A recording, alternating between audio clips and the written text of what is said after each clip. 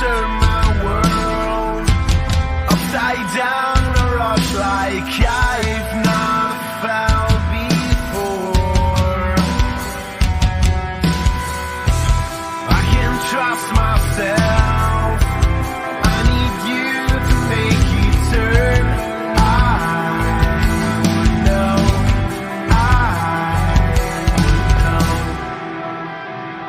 will follow me when the sky starts to change. Yeah, we won't be afraid. We'll never be the same again.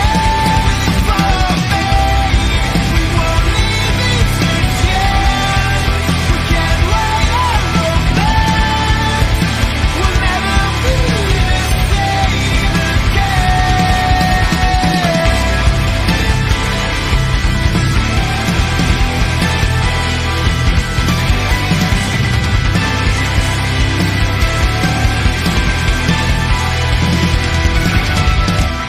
I could keep the light from turning into darkness. You'd be my escape. What have we been told? Easy to unfold. Future might seem every spot we getting close. Will follow me when the sky starts to change. Yeah, we won't be afraid. We'll never be the same again.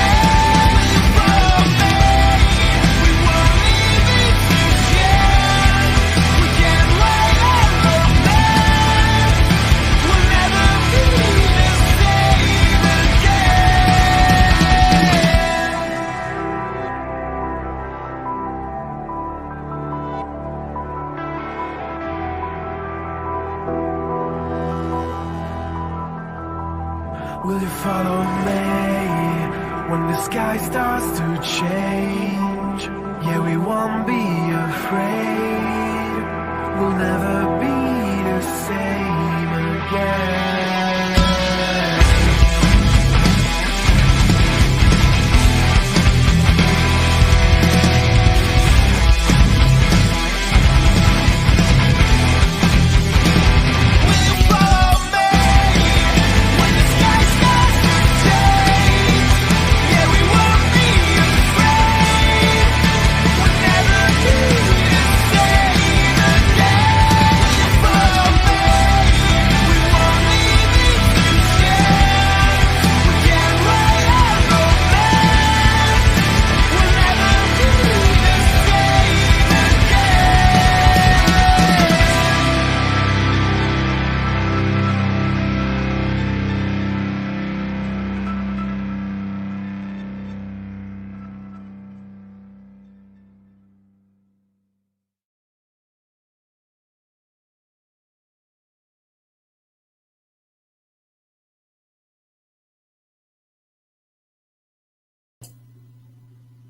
You're streaming with the Fantasy Follow.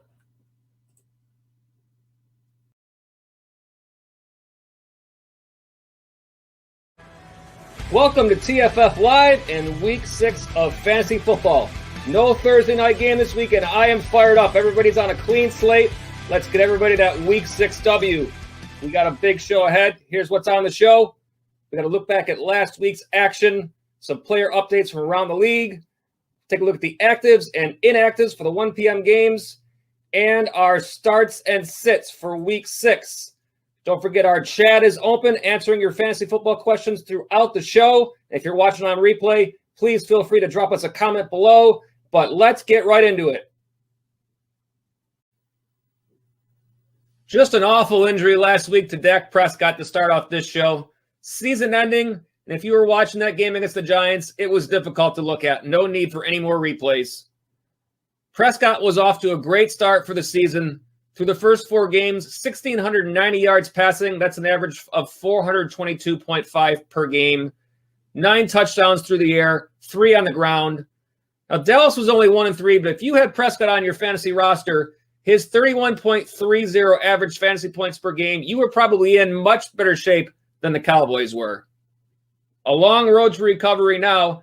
And Thursday, Prescott's coach Mike McCarthy spoke to the media after Dak made an appearance at the facility, and McCarthy was asked if it had hit him or his players yet that they were facing the rest of their season without their quarterback. Frankly, I just had a chance to see Dak. He's in the building, and it's you just see the reaction everybody has to that he's here. So, and I just think that speaks volumes of about him as a man and just the electricity that he brings to our football team. So, yeah, I see what you're saying. I think it'll be, you'll have that moment when you get out there. I think it's only natural. Unfortunately, I've been through it before a couple of times, but on a personal note, it was great to see him today. In Atlanta, it was the second head coach to lose their job this week, as Dan Quinn and also general manager Thomas Dimitroff were fired from the Atlanta Falcons after their 0-5 start this season. Now, this is certainly a move that could have occurred sooner. Owner Arthur Blank is known for his loyalty, and Quinn had come under some fire last season as well. It's hard to say if Atlanta ever really recovered from that defeat in the Super Bowl to the New England Patriots, but this is a chance for them to move forward at this point. Raheem Morris named the interim head coach there in Atlanta.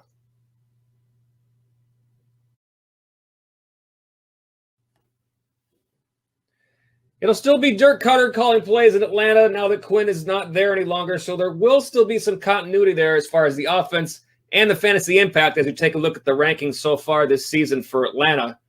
Calvin Ridley certainly has been great. He's the overall WR3 for the season, averaging 20.42 fantasy points this year. Todd Gurley has been decent, the RB11. Of course, his numbers bolstered by having a game against Carolina, who have been just awful against the run. But it's been disappointing for Matt Ryan, QB19, and Julio Jones at WR71. Of course, he's been under a ton of injuries this year. Hayden Hurst has been getting some opportunity, but has yet to break through. So probably better days ahead for Atlanta. You got to think they're still going to be throwing the ball an awful lot, but it kind of remains to be seen where they go from here.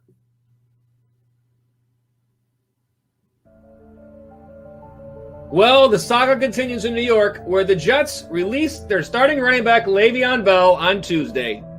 Now, the list is long of players who have left head coach Adam Gase and gone on to excel elsewhere. There is certainly no track record of Gase being able to take a player's talent and find the best way to use it in his offense. So now Bell moves on to Andy Reid in Kansas City, where he will complement Clyde Edwards-Helaire for the defending Super Bowl champions.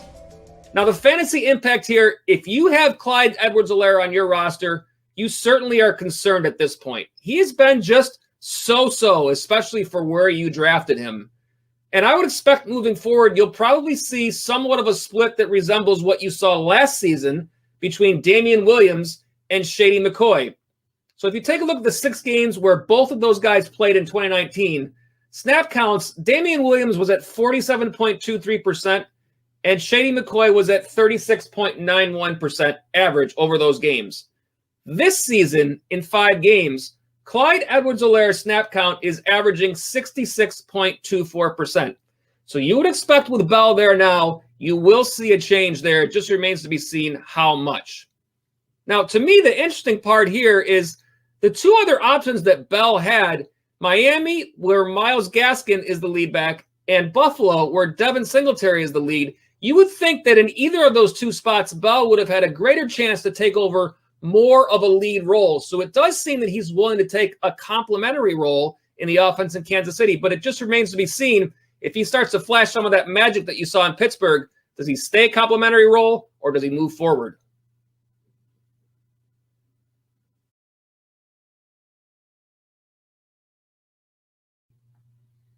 Let's take a look back at the top scorers from Week 5, and we will start out at the quarterback position, where it was Patrick Mahomes leading the way from the Chiefs, 30.70 fantasy points in a loss to Las Vegas. That was 340 yards passing with 2 touchdowns, adding 21 yards on the ground and a touchdown there as well. It was Ryan Tannehill in second with 30.00 fantasy points in a win over my Buffalo Bills. 195 yards passing with 3 touchdowns, adding 42 rushing yards and a rush touchdown. Ryan Fitzpatrick in third from the Dolphins in a win over the 49ers. Fitzpatrick having a really nice season. 27.60 fantasy points last week. That was 350 yards passing with 3 touchdowns, adding 16 on the ground. The rookie Justin Herbert from the Chargers in a loss to the Saints. 27.36 fantasy points, 264 yards passing with 4 touchdowns, an additional 8 rushing yards. And in fifth, Kyler Murray from the Cardinals in a win over the Jets. 27.30 fantasy points. That was 380 yards passing with a touchdown, 31 yards rushing with a touchdown there as well. The top wide receivers from last week, a lot of names on this list that were available on the waiver wire. We hope you got some of them. The top scorer was Chase Claypool from the Steelers in a win over the Eagles. 42.60 fantasy points. He was the top scorer of the week overall. 110 yards receiving, 7 catches, 3 touchdowns, and he had a touchdown on the ground as well, 4 total. Travis Fulgham for the Eagles in the same game, 31.20 fantasy points. That was on 152 yards receiving, 10 catches, 1 touchdown. A breakout game this year for Brandon Cooks from the Texans in a win over Jacksonville. 30.10 fantasy points, 161 yards, 8 catches, 1 touchdown. Adam Thielen, currently the WR1 for the year, in a loss at Seattle, 29.30 fantasy points. That was 80 yards receiving, 9 catches, 2 touchdowns. And Mike Williams for the Chargers in the loss to the Saints, 27.90 fantasy points, 109 yards receiving, 5 catches, 2 touchdowns.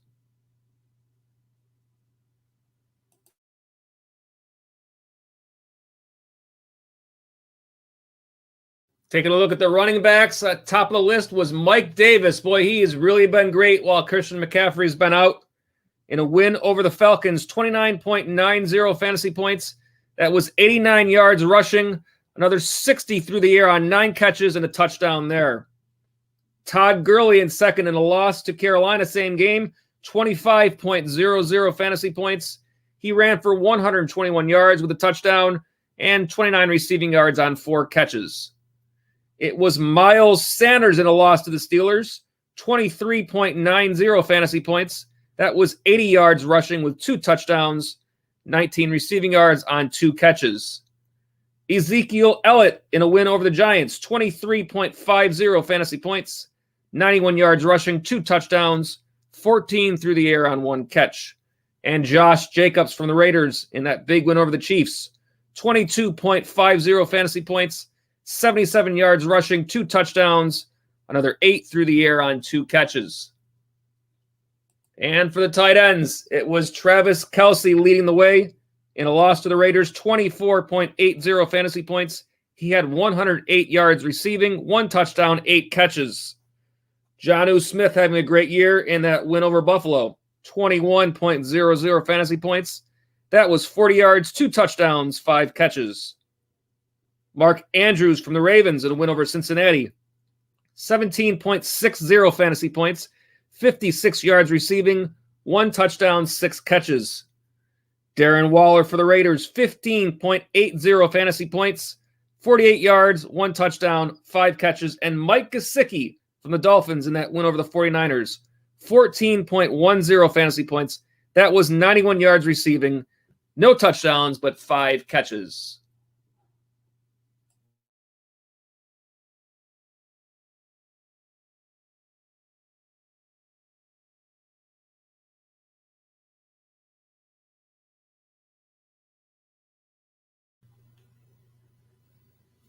All right, let's take a look at some player updates from around the league. And today we will start out in Minnesota. What is the mindset got to be for a team when you have a bell cow like Cook out and then an offensive lineman as well heading into a weekend? I don't think the mindset changes at all. I mean, we've got a lot of guys, and we still anticipate protecting well. We anticipate blocking up front with the running game and Alexander running the ball well. So the mindset doesn't change at all. Obviously we like to have Dalvin in there, and Samia, but it's part of the NFL life. And with Baker, positive signs, how you thought he looked today, throwable? Yeah, like we've been saying all along, he's improving every day. Drew Lock, he was a full participant at every practice, right? It's kind of unusual to be full and questionable. What is it, a medical that you're still looking to see there? Well, they took away the probable category. So the only choices are questionable, and there is no question or nothing. So we're choosing questionable. With, obviously DJ being listed as questionable, just how much confidence do you have in the receiving core? Because it looks like at least the young guys are growing a good bit since week 1. Yeah, I think those guys are getting better, and I think I feel good about DJ. He practiced on a limited basis today, but we ran some routes in team periods and looked good. So he's a guy that always fights to get out there. But I think obviously, like I said, with Laviska, the limited practices kind of limits us a little bit. What I'm saying, of going out there and doing a bunch of stuff with him. So I think, once we overcome that, I think you're going to see him really get better. Colin obviously is getting better for us. And I think, Chris is solid and Keelan is really, doing a nice job. I mean, he's really having a good year. So, you look at that group and they're trying to do everything they can and be consistent and be able to get open and be able to make the plays that we need to make. So, one thing about that group, they're working extremely hard and there's talent, in that area.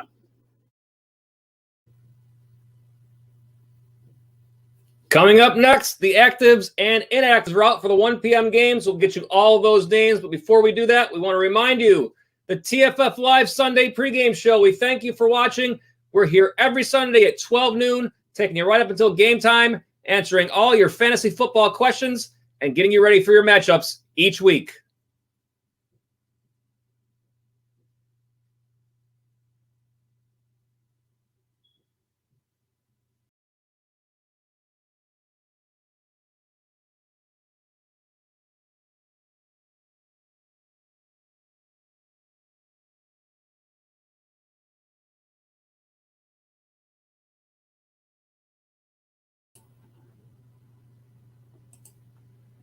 All right, before we get into the actives and inactives, we got a couple of chats to get to here. So let's go ahead and get into it here. We're going to start out with Larry. Thanks, Larry, for watching. Be sure to subscribe. Drop us a thumbs up. We appreciate you being here. Larry asks, is Zach Moss a good hold in my Dynasty League? I personally would have to say so. I can say that I'm not a huge Dynasty player, so if anybody out there in the chat wants to comment on this as well, then please do. But I think as far as the outlook in Buffalo, you're not going to draft Zach Moss if you don't have a future for him there. They've seemed a little bit unwilling to hand over the keys to Devin Singletary. So it's worth monitoring, at least keeping him around and seeing what happens. I think obviously things would have been different if they had gone ahead and picked up Le'Veon Bell, but they didn't. So, yeah, I think Zach Moss is a good hold. See what else we got here. We got Michael Machuga just says hi. Hi, Mike. Thanks for being with us. And Bill Kennicott says, hey, it's a friendly day. It's a great day for football. We love it. So thanks, Bill. Thanks for being with us again. Bill's got a question here as well.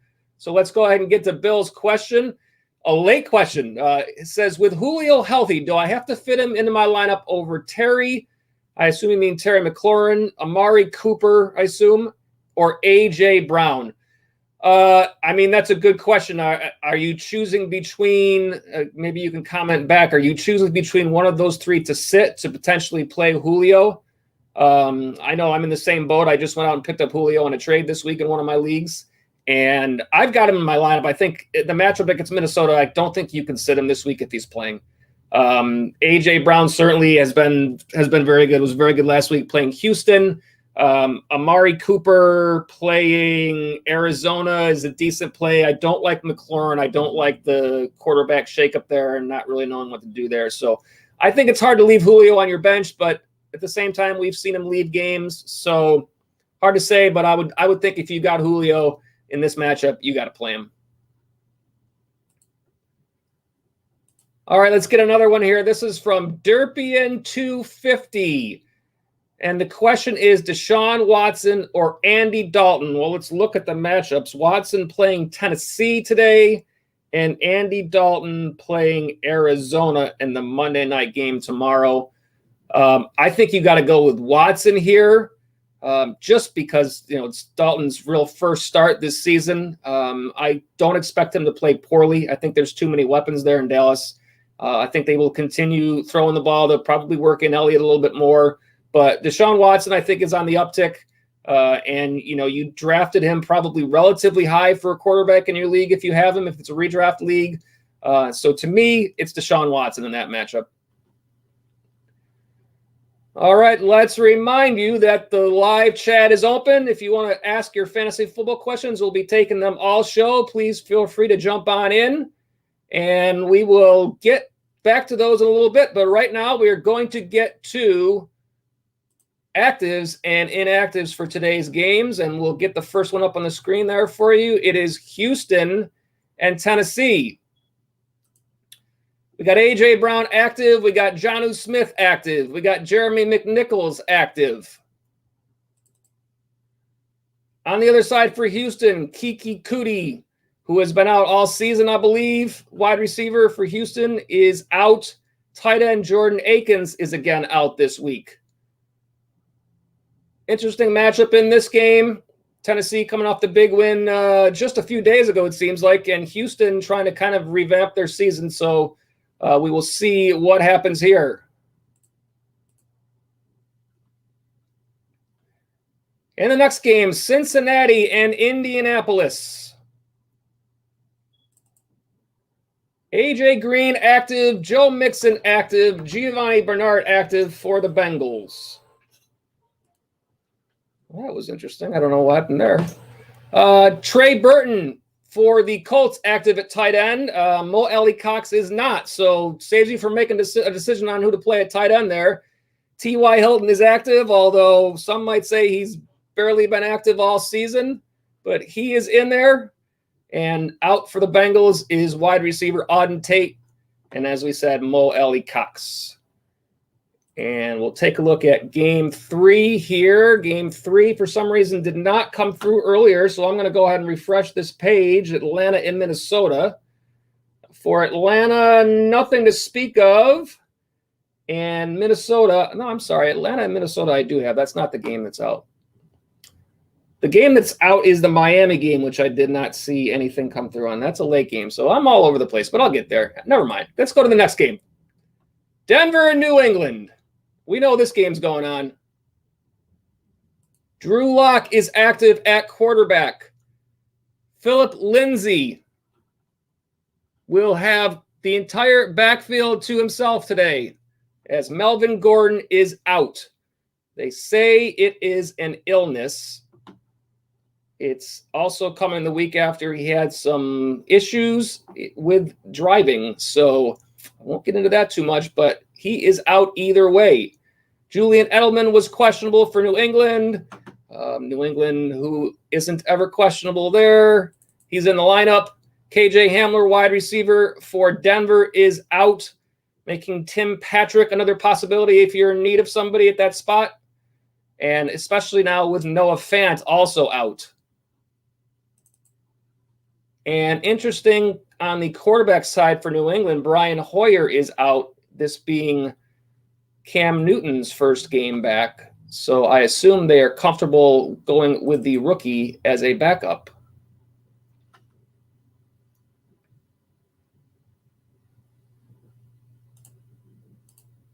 The next game we got, Washington at New York.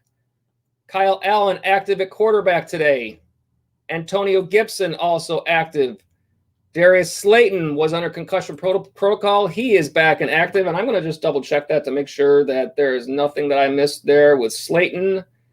Yes, he is active. Dwayne Haskins was not expected to be inactive for this game, but he suddenly was. So interesting one there.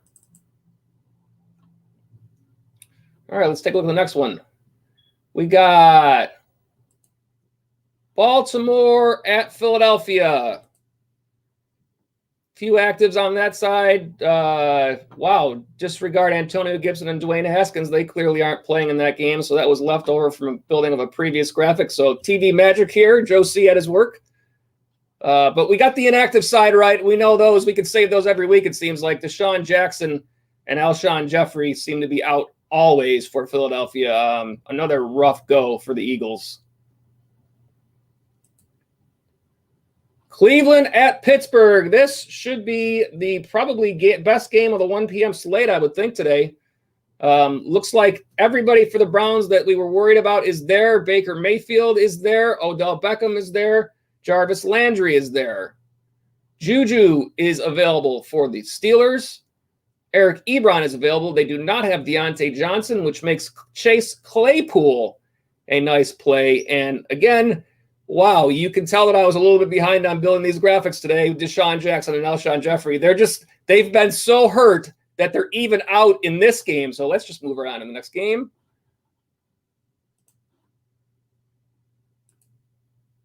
Chicago at Carolina. It looks like all these players are actually on these teams. So good news on that one. Jimmy Graham active for the Bears. Ted Ginn active. Farrell Cooper active. Curtis Samuel out for the Panthers. I like Carolina to win this game, believe it or not. Some may believe that, actually. And let's see what we got here next. We got Detroit and Jacksonville. Active for the Lions, Adrian Peterson. He was not listed as questionable, but he was on the injury report. DJ Chark is active for Jacksonville, although I have some worries with him making it through that game. Laviska Shenault also active. And inactive for the record 6th straight week, Dede Westbrook for the Jaguars. And let me just pop back over and jump in with that one game we missed, which was Atlanta and Minnesota. Nothing to see on the Atlanta side. Everybody available. Ooh, we look quite blurry there. Oh, let's get right back to these. There we go. And on the Minnesota side, we have no Dalvin Cook this game and no KJ Osborne. So obviously the big news, KJ Osborne, what are you going to do without? No, of course we know Dalvin Cook. Could be an Alexander Madison game. Should be a great game for him if you were able to get him on the waiver wire or if you had been stashing him all year. This is what you've been waiting for. You're playing him. You're looking for big numbers. All right, the late games. At 4:05, we got the New York Adam Gases at the Miami Dolphins. Questionable for New York is Brashad Perriman, and Sam Darnold was listed as doubtful. Also questionable is anybody who still wants to play for this team. We'll get into that more, I suppose, as the season goes on because it just seems to never end. Nothing to see with the Miami side. 4:25, Green Bay, Tampa Bay, the battle of Rodgers and our good friend here in Buffalo, Tom Brady. Questionable, I kid, of course. Questionable for the Bucs is Leonard Fournette. I believe I saw a report that he was expected to play, but maybe on some sort of a snap count this week. Devontae Adams is back, so fire him up and be ready to go. And also Chris Godwin for Tampa Bay is back. So it will be interesting to see how this plays out. The couple of games where Godwin has played have been not nearly as productive for Mike Evans. So this is an interesting one to watch there in Tampa Bay, or as we might say, Tampa Bay. We got Los Angeles Rams at San Francisco. This is the Sunday night game. Not a lot to see here. Most of the guys are back for San Francisco. Garoppolo, Mostert, Jeff Wilson Jr., who is really not a factor anymore with Mostert back, and Jerick McKinnon still there. He's questionable, so fantasy-wise, not really a lot of impact there.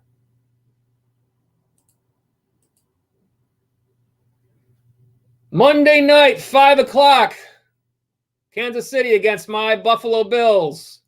We got no Sammy Watkins. Would have been a revenge game there for him. I believe he's going to be out for a little while. And Le'Veon Bell, he is with the team, but he is not yet through all the protocols, so we won't see him possibly until next week. And then we'll see what happens in that backfield. And one more to take a look at. We got Arizona at Dallas in the late game. Nothing to see here.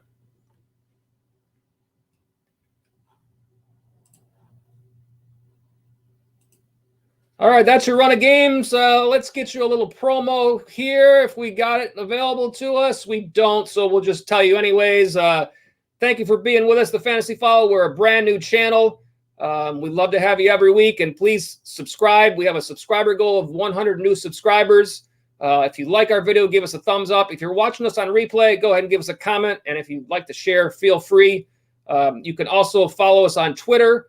It is at the Fantasy Follow, and fantasy is spelled FNTSY. And if you'd like, during the week, you can send your lineup questions or any fantasy football questions to our Twitter account using the hashtag AskTFFLive, and we will use those questions and answer them on the air live on this Sunday show. And then you can check us out on Facebook /The Fantasy Follow, and our website is thefantasyfollow.com. All right, let's check back with the comments. I think we got a couple more to go here before we get you into our starts and sits. From Michael Machuga, Larry and I, I'm going to assume this is Larry from the earlier chat. Larry and I desperately need an RB2 in the Tony Reyes Memorial League. What a great league. Might you have a sleeper suggestion for us? Give me a little bit more information, Michael. Is this a redraft league? Is this a dynasty league? It's going to probably make a difference. I'm gonna give you a sleeper right now. If this is a redraft league, he's probably available. I really like Justin Jackson from the Chargers. They're on bye this week, so there's a good chance he's still available on your waiver wire. And last week, I really think he looked much better than Joshua Kelly. With Austin Eckler out, they're going to have to turn to somebody. It'll likely still be a split there, but there's a good chance it's a multi-week injury for Eckler. So if Jackson continues to look better, he's going to move up that depth chart, and he's probably going to end up with the majority of the touches there. So I would say that's my first thought, Justin Jackson. But as the show goes on, I will think of some more, and if I think of another one, I'll fire right away to you. And Michael says, redraft. It is a redraft league. Well, I would definitely go look for Jackson. I think he's got a good shot. A lot of these guys this week are probably already gone, and then you're going to look for what happens this week, and you never know with running backs because guys can go down at any time. Look around. You might get something to pop up, but I definitely think Jackson. Oh, Larry says we have Justin Jackson on roster. Well, look at you guys are just, it's great minds think alike. Isn't that nice? I like it. All right, let's get into our starts and sits here. We'll remind you before we do that our chat is going to be open for the rest of the show. Ask your fantasy football questions. Ask us anything. We got about a half hour to go, so plenty of time to get you in there. So if you're on the stream, go ahead and fire away and let us know what you're thinking. Even if it's not a question, if you just want to comment on any of the games coming up today, or you might want to comment on these starts and sits that we're about to take a look at. All right, let's get these fired up here.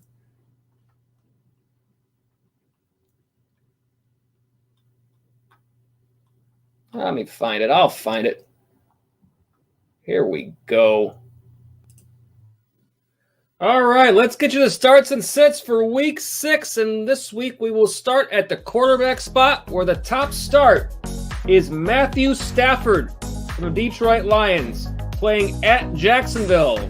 The Jaguars allowing the 7th most fantasy points to the quarterback position. Now, they have allowed 24 or more fantasy points in 3 of their 5 games and 300 or more passing yards in those same 3 games. They are allowing the 9th most passing yards in the league. Stafford has had a decent season, 9 touchdowns in 4 games. He's been 17 or more fantasy points each game, and the one game where he had Kenny Golladay back from injury, he was 23 fantasy points in that game. So I think this is a great spot this week for Matthew Stafford.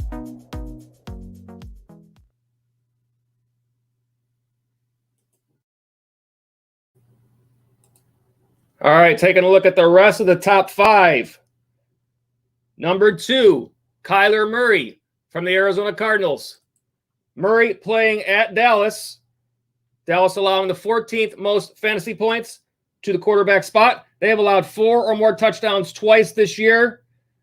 Murray, 23 or more fantasy points every game this season. 300 yards passing last week against the flying Adam Gases. I like this game for Kyler Murray, and you got to like him most weeks anyway. At number 3 is Ben Roethlisberger from the Pittsburgh Steelers playing the Cleveland Browns. Cleveland allowing the 8th most fantasy points to the quarterback spot. They have given up 24 or more fantasy points in 2 of their 5 games, and they gave up 500 yards to Dak Prescott in week 4. They are allowing the 3rd most passing yards allowed in the league. They are a little tougher against the run, so I like this for a big passing game for Roethlisberger. It might be a little bit dink and dunk, but he'll still get after it. 10 touchdowns this year, 19 or more fantasy points in every game. I like this game for Roethlisberger. At number 4 is Kirk Cousins playing the Atlanta Falcons, and if you're a quarterback playing the Atlanta Falcons, you probably start him no matter who. They are allowing the most fantasy points to the quarterback spot, 29 or more points allowed in 4 of 5 games, and they have given up 4 300-plus passing yard games, the 2nd most pass yards allowed in the league. Cousins has been just okay this year. I did check on what he did last year against Atlanta, and it was a disturbing 98 yards only. So that gives you a little bit of pause for concern there. But no Dalvin Cook. They will for sure lean on Alexander Mattison, but very possibly throw the ball a little bit more, especially when that's available to them against this team. And number 5, Ryan Fitzpatrick. Boy, he has really had a really nice year. He's actually the QB6 right now. Playing the Jets. He's playing the Jets. I don't really need to say anything more there. The last 4 weeks, Fitzpatrick has had 23 or more fantasy points, 3 touchdowns last week against San Francisco. And last year, he averaged 267 yards in 2 games against this team and averaged 19.51 fantasy points. I like Ryan Fitzpatrick in this game.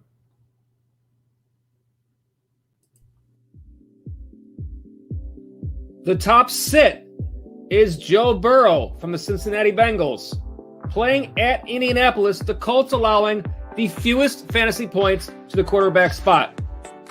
In 3 of 5 games, they have allowed the opposing quarterback under 13 fantasy points, 2 of those under 10, and they are allowing the fewest passing yards in the league.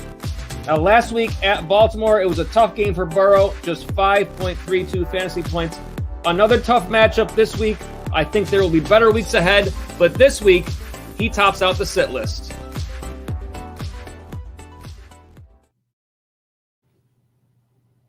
And here's the rest of your top 5. At number 2, Phillip Rivers from the Colts. Boy, he has struggled this year playing against the Bengals. They are allowing the 6th fewest fantasy points to the quarterback spot. 3 of 5 games, they have given up under 17 fantasy points. And Rivers, 4 touchdowns this year and 5 interceptions, and 4 of his 5 games under 13 fantasy points. I think Phillip Rivers is a sit this week.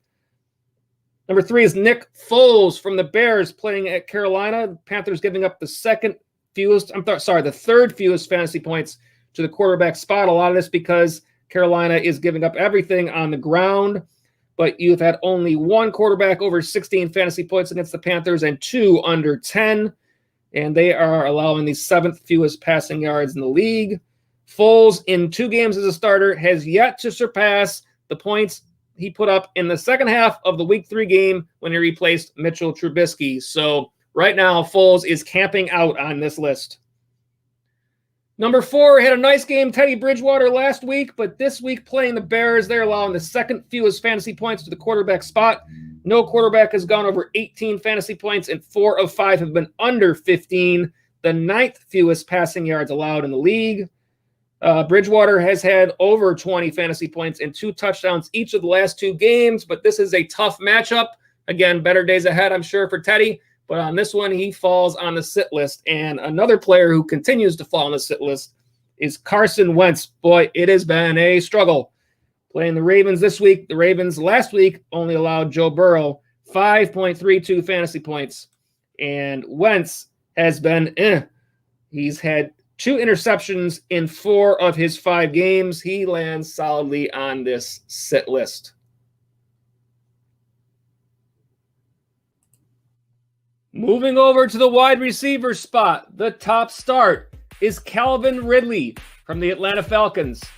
Playing at Minnesota, the Vikings allowing the 5th most fantasy points to the wide receiver spot. Now, they have allowed 5 opposing receivers over 18 fantasy points this year, and they're giving up the 4th most passing yards in the league. Ridley having a great year, currently the WR3. He's seen 10 or more targets in 4 of his 5 games. Obviously, Julio Jones has been banged up. He's expected to play this week, but we've seen Julio leave games before. Last year in this game against Minnesota, Ridley had a team-high 16.4 fantasy points with a touchdown. I think this is another great spot this year against Minnesota.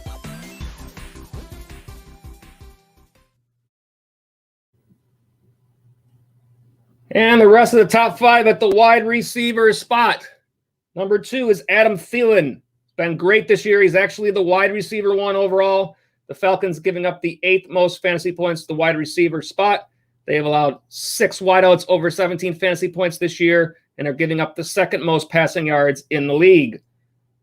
Now, last year, that was Cousins I'm looking at. 10-plus targets for Thielen in the last 2 games, 3 touchdowns. It's been a nice year for Thielen. I think this will be another nice week this week. And this game, I don't know if I want to say this is going to be a high-scoring game. I'm a little bit confused because these teams are, who knows what they could do at this point. But certainly the potential is there on both sides. Number 3 is Kenny Golladay against Jacksonville. Jacksonville giving up the 13th most fantasy points to the wide receiver spot. They gave up over 30 to Brandon Cooks last week and 15 to Will Fuller for 45.9 total in that game. They are allowing the 9th most passing yards in the league. Number 4 is Will Fuller playing against Tennessee. The Titans allowing the 10th most fantasy points to wide receivers. Each of the last 2 games, they've allowed a 100-plus yard receiver, and in fact, they gave up 175 to Justin Jefferson from the Vikings in Week 3. Fuller with a touchdown each of his last 3 games. Last year against this team, 61 yards. However, DeAndre Hopkins was over 100 yards in that game, and DeAndre is not there anymore, so look for Will Fuller to step up this year. And at number 5, I have got Devontae Parker. This is a player who I struggle with so much, but in my opinion, the Jets, the wheels have come flying off this team. They were only held on by duct tape in the first place. I have a feeling this is a phone-it-in game for the Jets, so I think that means you start your players against him. He's been up and down this year, but I just like Devontae in this game, and what can I say? It's the Jets.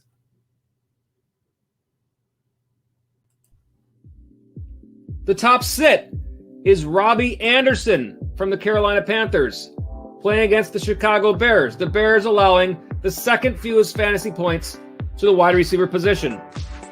Now, they have held all but 2 opposing wide receivers this season under 60 yards, and they're giving up the 9th fewest passing yards in the league.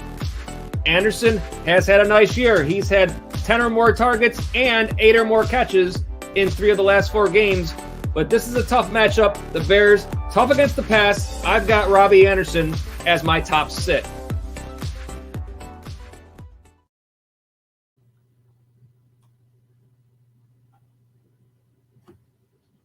And the rest of the top 5. Number 2 is Darius Slayton against the Redskins. I'm sorry, they are not the Redskins. They are Washington football team. That was a slip.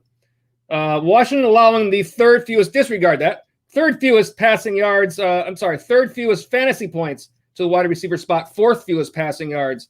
They have only allowed 1 receiver over 80 yards this year. Slayton has been all or nothing, 2 games over 100 yards and 3 games under 55. I don't like this game for the Giants. So I've got Darius on the sit list. Number 3, Terry McLaurin. Are you listening, Bill Kennicott? The Giants are giving up the 12th most fantasy points to the wide receiver spot. However, they've only had 1 wide receiver against them go over 75 yards, allowing the 6th fewest passing yards in the league. And last week, Terry McLaurin only had 5.6 fantasy points with the quarterback shakeup. That was his lowest production of the year. I feel that if you have other options at wide receiver until things kind of settle out there with what they're doing in Washington, I feel like Terry McLaurin is someone that you can find room to bring someone else in instead of. Number 4 is Brandon Ayuk versus the Rams. Los Angeles Rams give up the fewest fantasy points to the wide receiver spot. No receiver over 50 yards in the last 2 weeks. Ayuk, since Deebo Samuel's return in San Francisco, has only seen 7 touches. Certainly the rookie can look to bring it on as the season goes on there, but right now they have got some other big-time receivers to go to. Have you heard of George Kittle? And number 5, I've got T. Higgins from the Bengals. Playing the Colts, they are allowing the 9th fewest fantasy points to the wide receiver spot, and all but 2 receivers this year have been under 65 yards. They are actually allowing the fewest passing yards in the league. This defense, a little bit of a surprise this year, but they have been stingy. So I like T. Higgins as a sit this week. I just think that's a tough game for everybody against the Colts.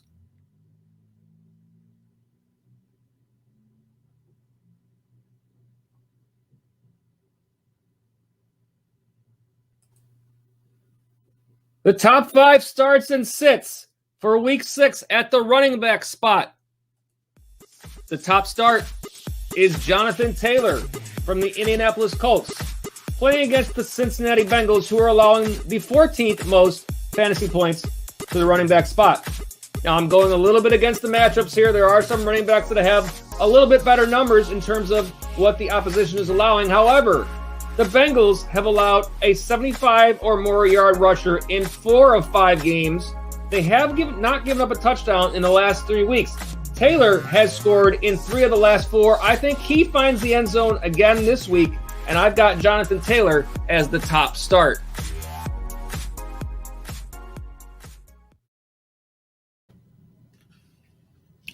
And the rest of the top 5, number 2 is Alexander Mattison from the Vikings. I think he's going to have a big day. The Falcons allowing the 9th most fantasy points to the running back spot. You've had 4 running backs against them go 22 or more fantasy points this year. Mattison last week after the Cook injury ended up with 20 rushes for 112 yards. I think this is your 1 week for Mattison. Cook will likely be back next week. They're on a bye. So if you got him, get him in your lineup. Number 3, James Robinson from the Jaguars, who has had a great year playing the Lions this week. Detroit giving up the 3rd most fantasy points. The running back spot, they gave up 42.2 to the combo of Alvin Kamara and Latavius Murray last week and are giving up the 3rd most rushing yards in the league. Robinson had his worst game of the season last week, so this is a bounce-back week for him. David Montgomery, number 4, playing the Panthers. Who don't you start against the Panthers as far as the running back goes? Giving up the most fantasy points to the running back spot, 25 or more in 4 of 5 games this year, and 9 touchdowns to running backs over the course of this season. Montgomery has been a little bit struggling to break up, but he has all of the volume right now in Chicago, so that certainly bodes well for him. And at number 5, Myles Gaskin. He avoided Le'Veon Bell there in Miami. They're playing the Jets. They're playing the Jets. I'm just going to stop there.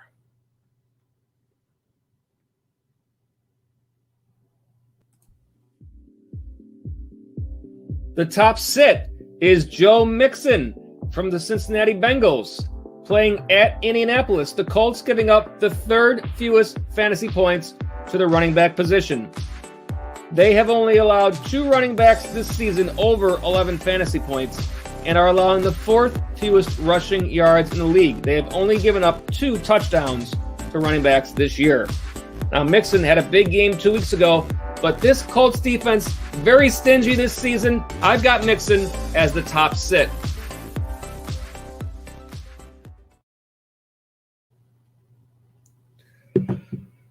The rest of the sits, Antonio Gibson, his name has shown up on like 6 graphics today. Some of them, this one, it's actually supposed to be on this graphic, so that's good news. Gibson against the Giants, allowing the 13th most fantasy points to the running back spot, but the 10th fewest rushing yards allowed. I just don't like Washington at this point with the changes that they're going through there. I do think that he has some potential with Kyle Allen because Kyle Allen simply fed Christian McCaffrey last year when most of the time when he was in there with Carolina, who wouldn't. But who knows what's going to happen there with Allen banged up last week. It's just a shaky situation this week. So I've got Gibson as a sit for the Washington FTs. I'll try not to call him that other name again. Number 3 is Mark Ingram playing against Philadelphia. The matchup is pretty much irrelevant here because the Baltimore backfield is a mess for fantasy right now. There is no way you can guess who's going to be, getting the touches there at this point. I think it's interesting that there's been a lot of talk about what's different between Baltimore this year and last year, and talking about Jackson needs to run the ball more. I think the difference between last year and this year is they have tried to go with this big-time committee at running back. And to me, I don't know why you make that change when they were as successful as they were last year. I understand you got a rookie back there that you want to get in there. And I understand that Gus Edwards has been good, but Mark Ingram is still a proven back. And I think you need to get back to what you were doing last year. And I certainly think anybody who drafted Mark Ingram would love that to happen before you actually have to cut him. Jerick McKinnon is number 4, playing the Rams. This is a case of Raheem Mostert being back. Last week, McKinnon saw only 3 touches, and I feel like that's the way this is going to continue to go there. So McKinnon is on the sit list. And similar situation for Malcolm Brown from the Rams. You got Brown, Akers, and Henderson. I don't know how in the world you're supposed to decide who to start out of those 3. So if you've got better options, you leave Brown on your bench.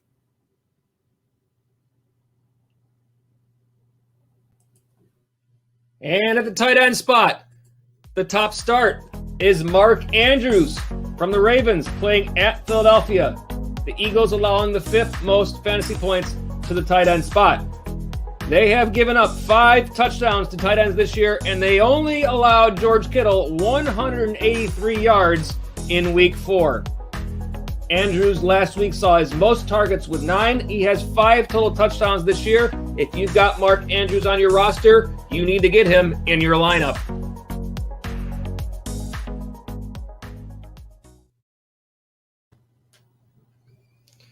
Rest of the top 5 at the tight end spot. Number 2, can you smell what the hawk is cooking? TJ Hawkinson for the Lions, playing at the Jaguars. Jacksonville giving up the 8th most fantasy points to the tight end spot. 4 touchdowns to tight ends this year.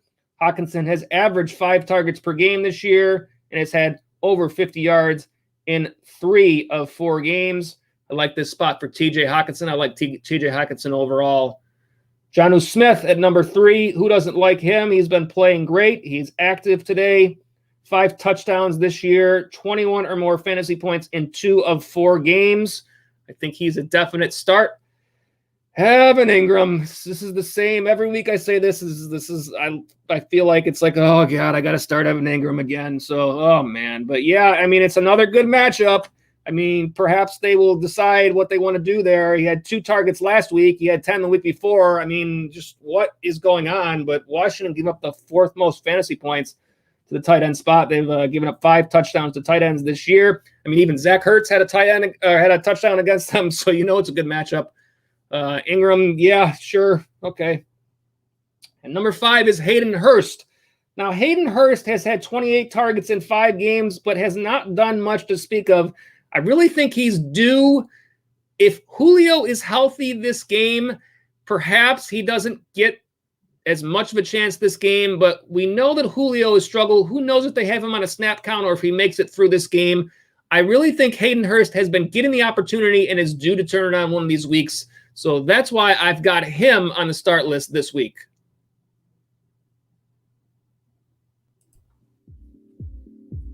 The top sit is Tyler Higbee from the LA Rams playing at San Francisco. The 49ers allowing the 10th fewest fantasy points to the tight end spot. Now, they have not allowed any tight end this season over 6.5 fantasy points. Higbee has seen just 8 targets over the last 3 games, starting to see some of his usage cut into by Gerald Everett. So if it's not bad enough that we have to figure out which running back to start in the LA backfield, now we've got to figure out which tight end to start. Well, I've got Tyler Higbee as the top sit.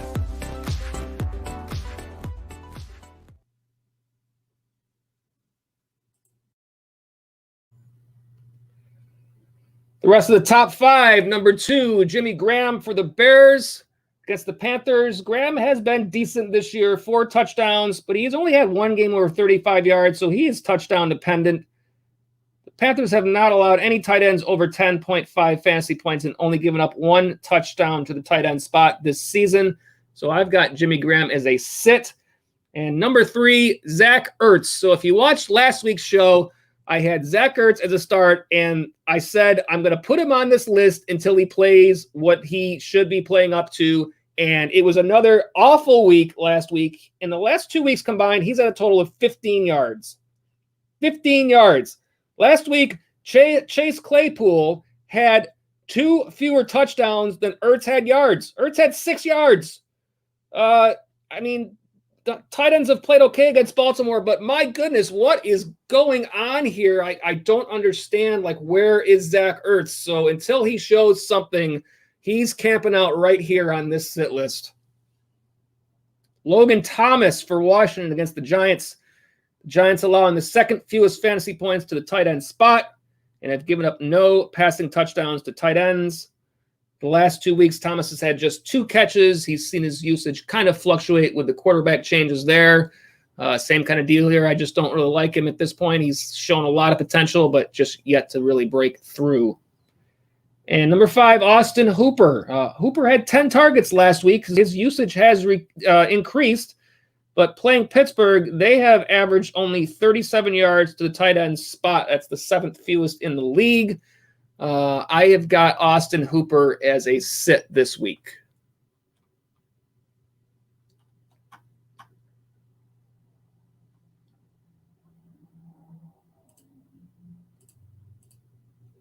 All right, we found our graphic with all the places you can connect with us. So there's no way you could put this up on the screen too many times. So if you're with us today on YouTube, if you're watching us live, good luck in your games. Coming up on 5 minutes to game time here. If you're watching us on replay, we hope you enjoyed the video. Please, if you did, give us a thumbs up. And if you'd like to share, we've got a subscriber goal of 100 new subscribers. So if you enjoyed what you watched, please click that subscriber button. And by all means, leave us a comment. Let us know what you think about any of our players. Let us know after the fact, if we got it right, if we got it wrong. I'm glad to own it if I get it wrong. I'll get them wrong plenty, but hopefully get them right some too. So by all means, this is a brand new YouTube channel. We appreciate you being with us. Check us out on Twitter at The Fantasy Follow. That's spelled FNTSY. And on Twitter, if you want to leave us a fantasy football question during the week, you can do so using the hashtag AskTFFLive. We will take that question and use it on the Sunday Pregame show. Facebook/The Fantasy Follow.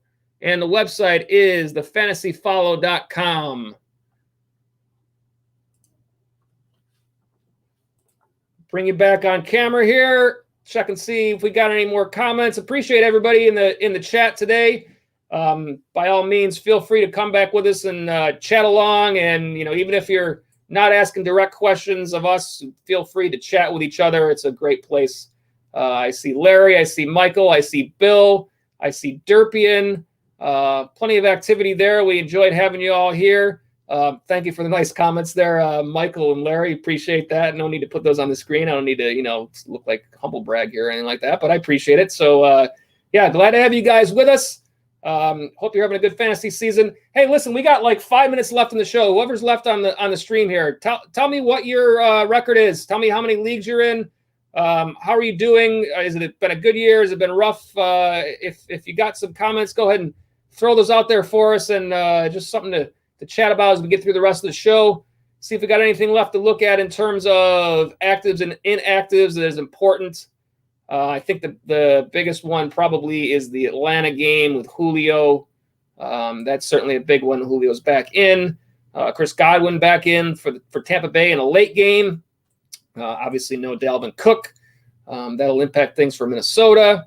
We got 4 teams on a bye this week. We've got New Orleans, the Chargers, Las Vegas, and help me out. Who's the 4th one here? I got it written down somewhere. I'll go look it up. I know there's one more team on a bye. Seattle, New Orleans, Las Vegas, and the Chargers on bye this week. How could I forget Seattle? Russell Wilson's been so great. DK Metcalf. A lot of great games coming up today.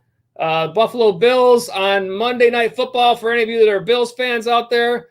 We got some records out there. Michael Machuga is 3-2 right now. All right, not bad. We're surviving. That's in play. We got Larry 3-2 in both. Lost Dak and CMC in the dynasty. That is brutal, but CMC will be back. So if you're hanging on there at 3-2, expect better days. Picking up a quarterback in dynasty to replace Dak is tough. So hopefully you were able to go out there and get somebody there. Perhaps Andy Dalton if he was available. Yeah, that's a tough one, but this fantasy football, you got to do what you got to do. And Michael says ranked 4th out of 12 at 3-2. So I'm going to assume in a 12-team league, you're probably 6 teams making the playoffs. So in good shape there. Got to keep it going. I know I'm trying to got some good, some bad going on, but I made some interesting decisions today. I'm starting Chase Claypool in one of my leagues over Devontae Parker, and in another league I'm starting Devontae Parker over DJ Chark. So what are you gonna do? But interesting. And Michael says ranked 3rd in the Voss division. So I'm guessing two divisions of 6 sounds like probably there. He says only 4 to the playoffs. All right. Well, an interesting little format there. So we got some work to do. You're right in that 4th spot, but hey, there's a lot of season left. It's week 6. We got just a couple minutes till game time. It's going to be great.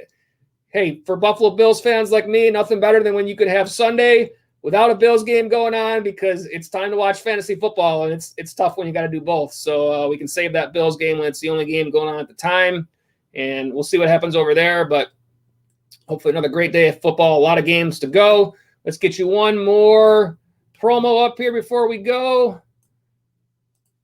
There we go.